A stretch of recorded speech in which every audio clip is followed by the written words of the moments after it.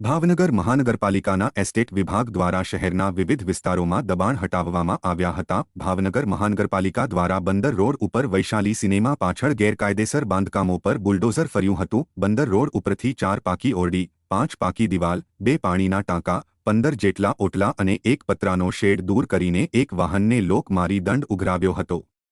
આ સાથે રાજકોટ રોડ ઉપરથી પણ દબાણ હટાવ સેલ દ્વારા કાર્યવાહી હાથ કરવામાં આવી હતી, જેમાં રાજકોટ રોડ ઉપરથી અસ્થાયી દબાણો દૂર કરીને 1 લારી, 1 કાઉન્ટર, 2 ટાંકા અને 5 બોર્ડ જપ્ત કરવામાં આવ્યા હતા।